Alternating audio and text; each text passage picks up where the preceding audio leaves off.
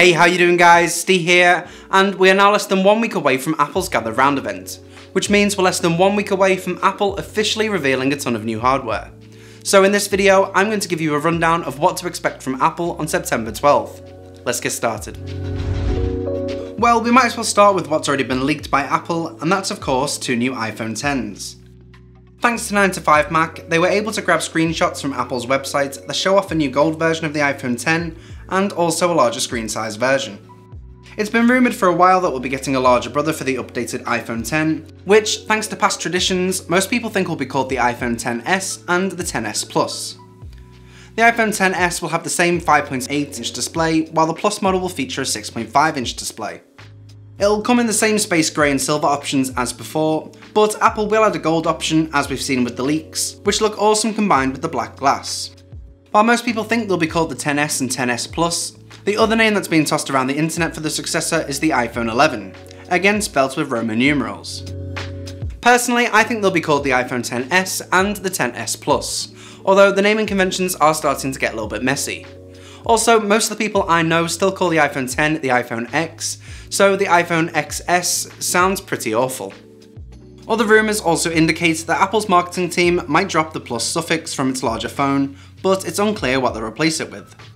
One suggestion is switching out Plus to Max. Maybe the XS and the XL, extra small and extra large. No, I hate that too. The A11 Bionic chip from last year makes the iPhone X run faster than the new Samsung Galaxy Note 9. And now Apple is about to release the A12, which will be even faster again. Switching to a 7nm manufacturing process for the A12 over the 10nm used in the A11 will bring faster speeds while saving on power at the same time. Expect at least 20% more speed while using 40% less power. More RAM is also in the cards. Leaked Geekbench scores for the iPhone XS Plus revealed that it will be the first iPhone with 4GB of RAM, which will boost performance even further. As usual, Apple is expected to boost the image quality on its cameras this year. Both will have dual lens cameras, but hold your breath if you're hoping for a huge bump in megapixel count. Apple usually opts for larger, more sensitive pixels, rather than packing more pixels onto the sensor. Respected analyst Ming-Chi Kuo predicts that the iPhone XS will cost between $800 and $900, while the XS Plus will be between $900 and $1,000. Although I think these prices could be even higher when you take into consideration that the current iPhone X starts at $999. I can't see Apple lowering the price of the XS to accommodate for the larger model. So it's not going to be a cheap month for any Apple fan. That isn't to say there won't be a cheaper option though. It just won't be as cheap as, say, the iPhone SE. Apple is supposedly announcing a 6.1-inch iPhone 9, so it sits in between the two XS models in size, but that will be cheaper, coming in somewhere around the $600 to $700 price range. In terms of design, the iPhone 9 will look very similar to the X and XS models, featuring an edge-to-edge display, the same notch, and the removal of the home button. That means the inclusion of Face ID, leaving Touch ID to live on only on the MacBook Pro with Touch Bar. We've been hearing and seeing rumours for a while now of new colour options on their way, which I think could be reserved for the iPhone 9 to help it stand out from the iPhone XS models. Grey, blue, red and orange are some of the shades suggested for the new device. But what will you be losing from the XS models for that cheaper price tag? Well, Apple will probably only include the A12 chip on the XS models, leaving the iPhone 9 to get the old A11 chip from last year's iPhone X. Also, it'll likely only feature a single lens, but one that's larger than what we saw with the iPhone 8, and an improved sensor that boasts optical image stabilization for enhanced low-light performance. Another year means another Apple Watch. Last year, Apple made some huge improvements to the Series 3 Apple Watch with the S3 processor and LTE capability. Again, we've already seen some leaked images on the new Apple Watch, so we know in terms of design, there's not a complete overhaul. As seen in the image though, again unearthed by 9to5Mac, the Series 4 will pack a bigger display and smaller bezels. There's also a small hole underneath the digital crown, which is probably for an additional microphone. The digital crown has also been tweaked with a round inner outline instead of a full red dot. I doubt this to signify anything, but rather to distinguish it from the Series 3 watches. The side button also looks a little more flush, signalling towards the buttons being solid state, kind of like the Touch ID buttons on older iPhones.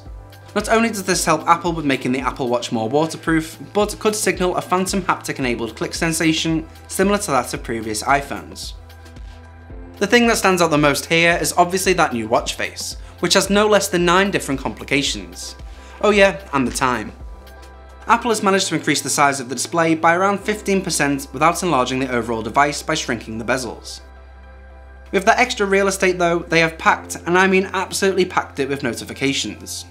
If this leaked image turns out to be real, it means Apple will offer an analog watch face that simultaneously displays a timer, the temperature, the next calendar event, day and date, activity rings, a visual representation of where the sun is shining on the earth, music playback status, the current UV index, and the time until sunset, all around and behind a standard set of clock hands. There's real cause to question whether that much detail all at once is practical. Yes, the screen is slightly larger than any of its predecessors, but a couple of square inches is still very small to cram in that many notifications. And personally, I think it looks awful, but let me know what you think in the comments section down below. On top of that, expect better battery life, as always, a faster processor, and the possibility of an always-on screen mode.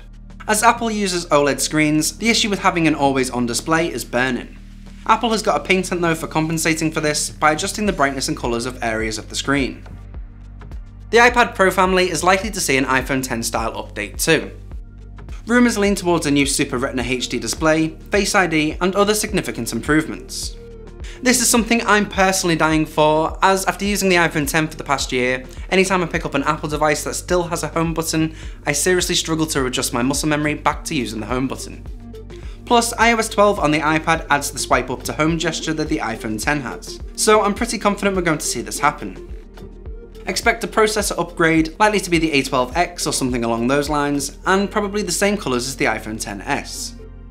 We've also seen evidence of a mysterious new connector or sensor that will sit on the back of the new slates, right above the Lightning port. Some have suggested this will be another smart connector, allowing the new iPad Pro lineup to be used in portrait mode when connected to a smart keyboard. Or it could be something else entirely. Apple may also confirm a more affordable notebook that's set to replace the MacBook Air. Bloomberg reports a laptop similar to the current MacBook Air with smaller bezels and a 13-inch Retina display. The 12-inch MacBook, iMac, and the Mac Mini are also due for a refresh. Before you get too excited, however, there's a possibility Apple will hold another event for Macs in October. The release dates for iOS 12, macOS Mojave, watchOS 4, and tvOS 12 will also be announced, and I'm personally putting my money on September 18th. Hopefully, we'll see a release date for Apple's AirPower charging mat, which they announced a year ago now, and have kept tight-lipped since. The official unveiling of the iPhone XS, Apple Watch Series 4, and everything else in this video will take place at the Steve Jobs Theatre on September 12th.